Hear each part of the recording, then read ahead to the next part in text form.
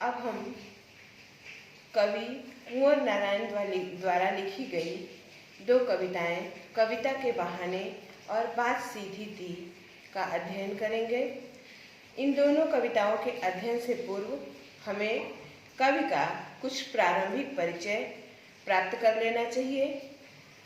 आइए हम सभी कवि कुंवर नारायण के बारे में, उनकी साहित्यिक विशेषताओं, रचना के क्षेत्र में, साहित्य के क्षेत्र में उनकी सेवाओं तथा उनके द्वारा प्राप्त पुरस्कारों पर एक हल्की सी चर्चा कर लेते हैं। बच्चों आइए, कवि कुंवर नारायण का जन्म 19 सितंबर 1927 को उत्तर प्रदेश में हुआ था।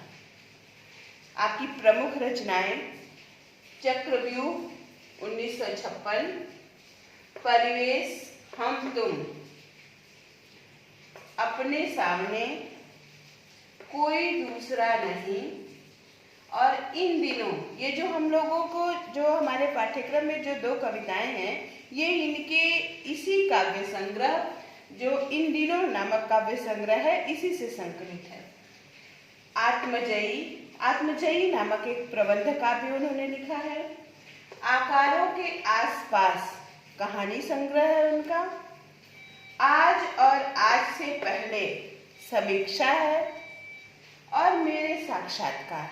बच्चों इतनी पुस्तकों को उन्होंने लिखा है और आप उनकी रचनाओं पर ध्यान देते हैं तो ऐसा प्रतीत होता है बच्चों कि कवि कुंवर नारायण ने अपनी लेखनी किसी एक विधा में न चला करके हिंदी साहित्य की महत्वपूर्ण विधाओं को छूने का प्रयास किया है। जैसे उन्होंने प्रबंध काव्य भी लिखा है, तो कहानी संग्रह भी है उनका, समीक्षाएं हैं उनकी, निबंध संग्रह है और उन्होंने एक समीक्षा भी लिखी है। तो इस प्रकार एक हिंदी साहित्य में कवि कुंवर नारायण का बहुत ही महत्वपूर्ण योगदान है और हिंदी साहित्याकाश में उनका एक अपना विशिष्ट स्थान है। आइए एक बार फिर देखते हैं कि उन्हें उनके साहित्यिक सृजन के लिए, उनकी सेवाओं के लिए उन्हें कौन कौन से पुरस्कारों से सम्मानित किया गया था।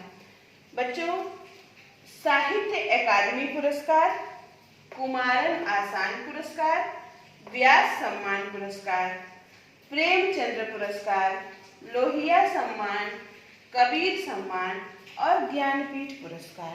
मैंने पहले भी आपको बताया है कि साहित्य जगत में अपनी अमूल्य सेवाओं के लिए सबसे महत्वपूर्ण और सबसे बड़ा पारितोषिक ज्ञानपीठ पुरस्कार होता है, जो कवि कुंवर नारायण को ज्ञानपीठ पुरस्कार भी प्राप्त हुआ था।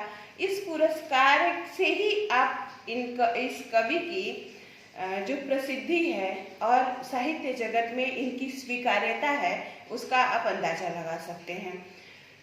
बच्चों, ये तो रहे कवि का एक संक्षिप्त परिचय।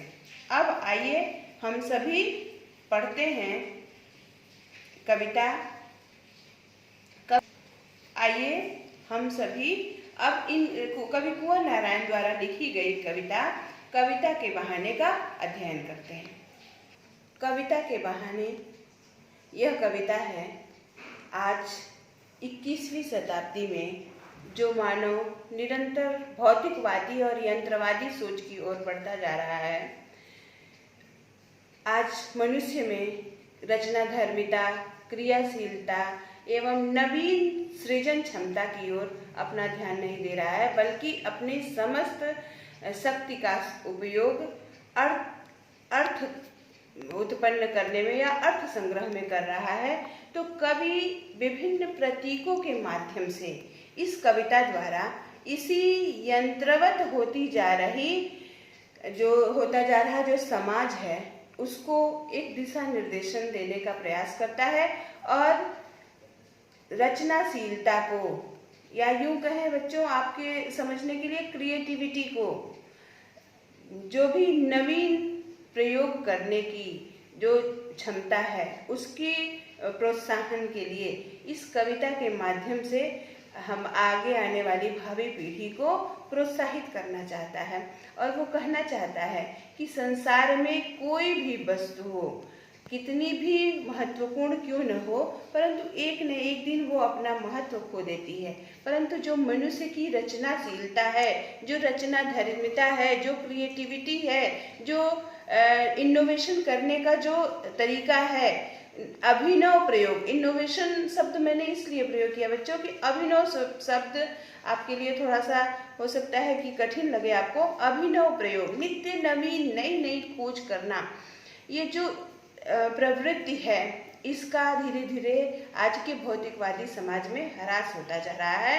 तो कवि ने इस कविता के माध्यम से यही प्रदर्शित करने का, प्रमाणित करने का प्रयास किया है कि मनुष्य की कल्पना शक्ति, उसकी रचना धर्मिता, उसकी नई खोज करने की प्रवृत्ति या नए नए तथ्यों को उद्घाटित, अपनी कल्पना, अपनी सृजन क्षमता द्वारा उद्घाटित करने की जो शक्ति है वो अपराजित है, अनंत काल तक रहने वाली है, दीर्घजीवी है और शेष भौतिक संसाधन एक निश्चित समय के पश्चात समाप्त हो जाने वाले हैं। इसीलिए उन्होंने कविता की या साहित्य की या रचनाशीलता की तुलना 3 पैराग्राफ में एक चिड़िया से, फिर फूलों से और फिर बच्चों से करती है और अंत में ये प्रमाणित करते हैं कि जो मनुष्य की क्रिएटिविटी है, जो मनुष्य की रचनाशीलता है, उसका वह शाश्वत है, चिरंतन है, कभी न समाप्त होने वाली है, उसका कभी ह्रास नहीं होता है। वो अनंत काल तक मनुष्य को प्रसिद्धि, ख्याति, गौरव प्रदान करती रहती है। इसलिए हमें उस रचनाशीलता की तरफ मुंह नहीं मोड़ना चाहिए। भौतिक संसाधनों की होड़ में हम निरंतर विकास के कितने भी सोपान चढ़ जाएं, परंतु जो अपने ये अभिनव प्रयोग हैं, इनको नहीं छोड़ना चाहिए। आइए बच्चों, देखते हैं हम कुंवर नारायण द्वारा लिखी गई कविता कविता के बहाने। बहुत ही सुंदर कविता है, बहुत ही छोटी कविता, परंतु बहुत ही आपके हृदय पर आपको एक संदेश देने वाली कविता है। कविता एक उड़ान है चिड़िया के बहाने, कविता की उड़ान भला चिड़िया क्या जाने, बाहर भीतर इस घर उस घर, कविता के पंख लगा उड़ने के माने, चिड़िया क्या जाने। कविता एक खिलना है फूलों के बहाने, कविता का खिलना भला फूल क्या जाने, बाहर भीतर इस घर उस घर, बिन मुरझाए महकने के माने, भला फूल क्या जाने। कविता एक खेल है बच्चों के बहाने, बाहर भीतर इस घर यह घर वह घर, सब घर एक कर देने के माने, बच्चा ही जाने। बच्चों, मैंने कहा जैसा कि आपको कि 3 पैराग्राफ में, 1, 2 और 3 पैराग्राफ में ये लिखी गई कविता है। पहले पैराग्राफ में कवि ने कविता की तुलना चिड़िया से की है, दूसरे में कविता की में जो निहित सौंदर्य है, आनंद है, उसकी तुलना कवि फूलों से की है और अंत में वह कविता में जो आनंद है उसकी तुलना बच्चों से करता है और निष्कर्ष में अपनी बात को प्रमाणित करता है। आइए देखते हैं हम ये कविता।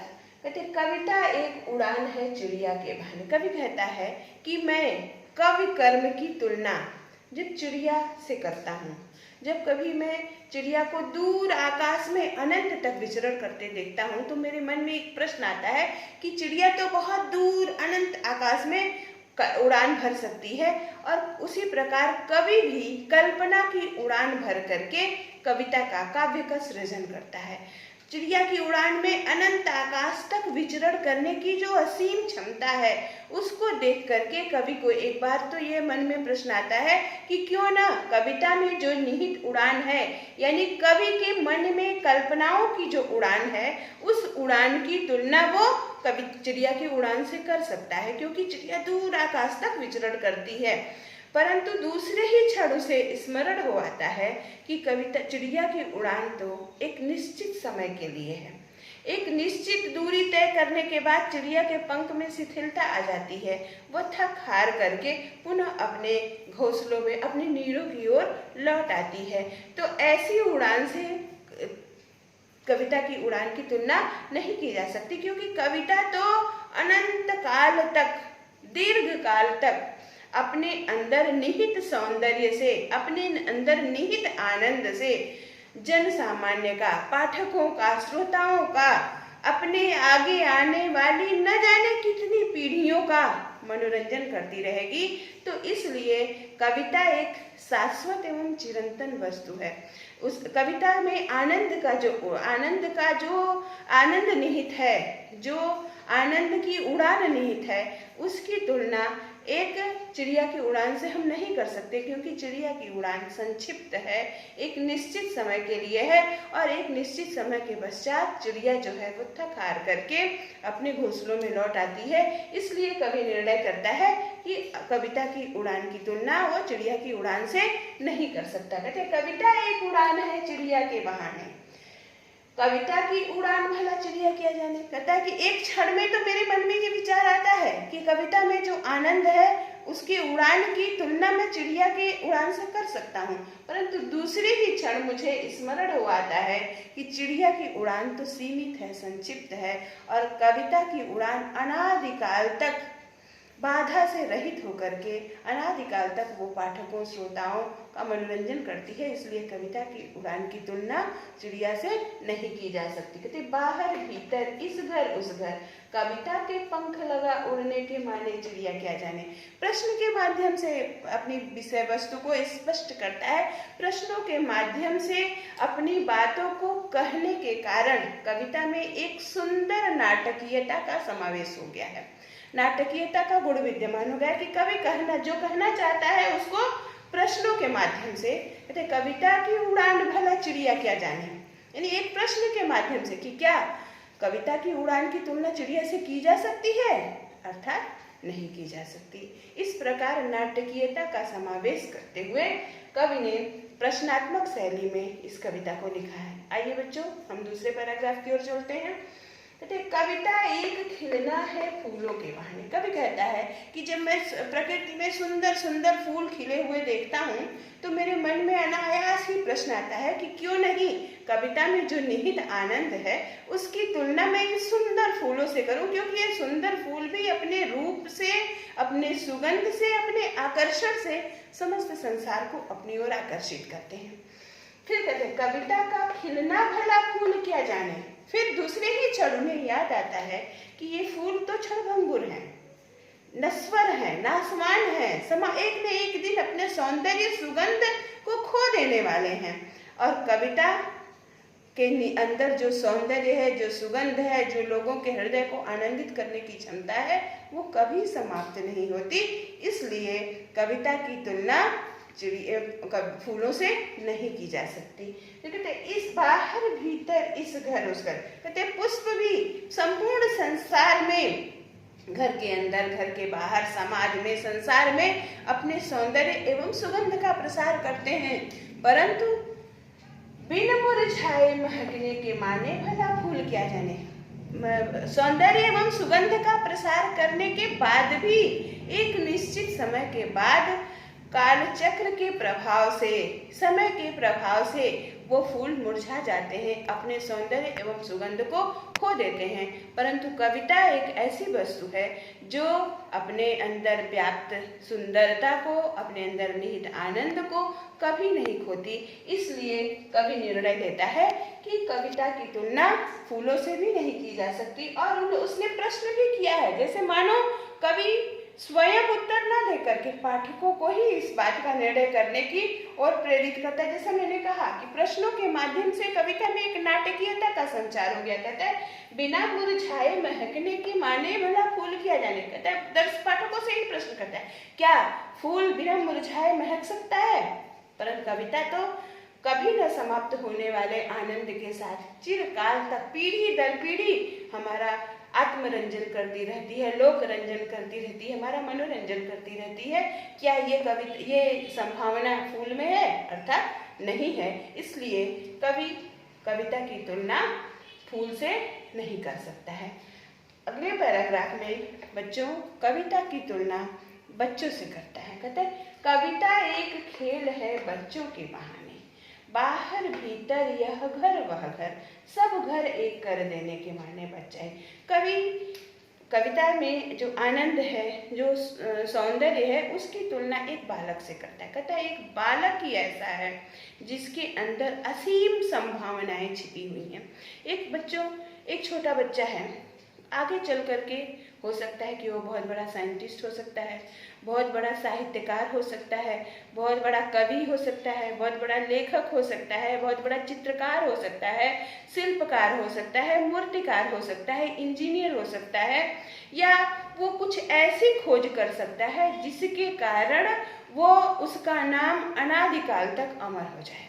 व्यक्ति ही एक ऐसा प्राणी है बच्चों, जो अपने कार्यों के द्वारा अपने जीवन में अनादिकाल तक चिरस्थायी बना रह सकता है। हम अपने कार्यों के द्वारा कभी न हम अमर हो सकते हैं। यूँ साधारण से शब्दों में कहें तो व्यक्ति ही के अंदर वो क्षमता है कि व्यक्ति तो स्वयं जीवित नहीं रह सकता, परंतु उसके कार्यों की ख्याति, उसका सुयश अनादिकाल तक संपूर्ण सृष्टि पे जाना जाता है। तो इसीलिए कवि ने जब कविता की तुलना बच्चों से करता है तो कहता है कि मैं कविता और बच्चों में कुछ साम्य अनुभव करता हूँ, क्योंकि जिस प्रकार कविता में निहित आनंद चिरस्थायी है, अनादिकाल तक शाश्वत है, चिरंतन है, उसी प्रकार एक बालक के अंदर भी जो क्रियाशीलता है, रचना धर्मिता है, प्रयोग धर्मिता है, उसके कारण वो अनादिकाल तक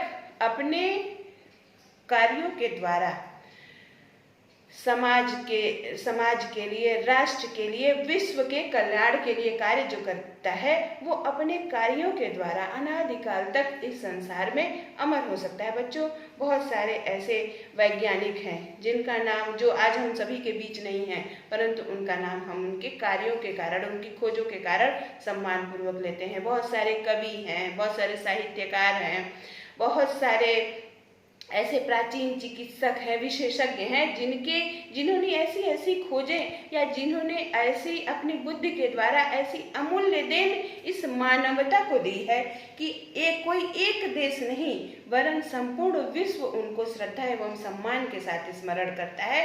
इसीलिए कवि ने कहा है कि कविता की तुलना बच्चों से की जा सकती है, क्योंकि बच्चा भी अनादिकाल तक अपने कार्यों के द्वारा अमर रह सकता है, अपने कृतित्व के द्वारा अमर रह सकता है। इसलिए कविता की क्षमता बच्चों से करना नितांत उपयुक्त है।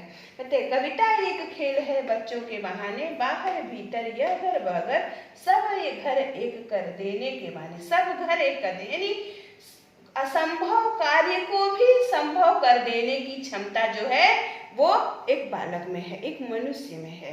इसलिए बच्चा ही जाने, यानी एक बालक, एक मनुष्य के उसके कार्यों के कारण उसकी जो ख्याति है वो अमरत्व की ओर उसे ले जाती है। और उसी प्रकार कविता भी अपने आनंद के कारण चिरस्थायी है, अनादिकाल तक लोक रंजन का कार्य करती है। इसलिए कविता और बच्चों में साम्यता स्थापित की जा सकती है। ये अभी तक हमने बच्चों ये इस कविता के भाव पक्ष या व्याख्या पर प्रकाश डाला। आइए अब इस कविता के शिल्प पक्ष की ओर ध्यान देते हैं।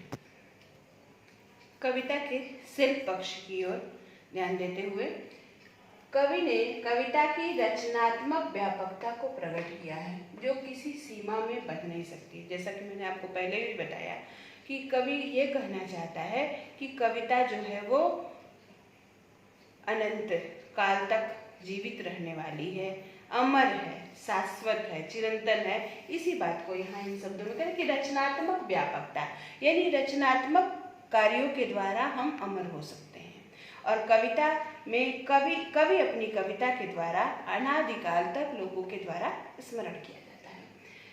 खड़ी बोली का प्रयोग संपूर्ण कविता में कवि ने सहज, सीधी सादी, साधारण बोलचाल के शब्दों का प्रयोग किया है।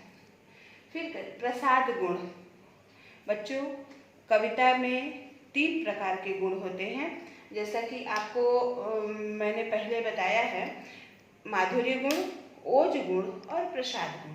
बच्चों, जहाँ वीरता की कविताओं का वर्णन रहता है, जिन कविताओं को सुनने पर हमारे अंदर उत्साह का संचार हो जाए, हमारे अंग फड़कने लगे, ऐसे कविताओं में ओज गुण होता है। जैसे बुंदेले हर बोलो के मुँह हमने सुनी कहानी थी, खूब लड़ी मर्दानी वो तो झांसी वाले। ये कविता पढ़ते ही एक हमारे अंदर शौर्य का संचार हो जाता है।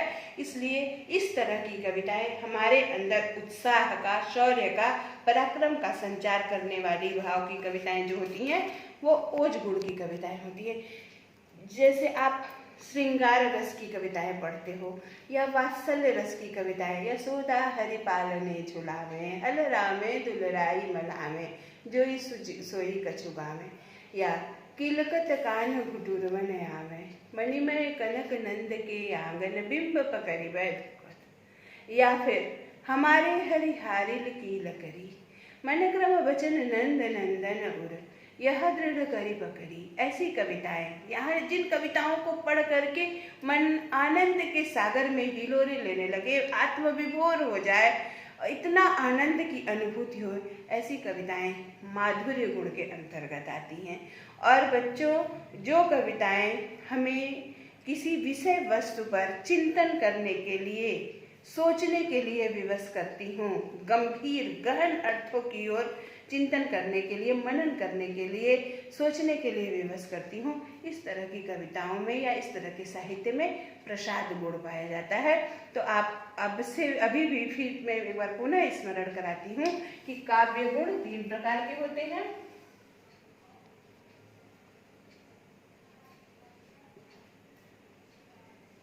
ओज, माधुर्य और प्रसाद।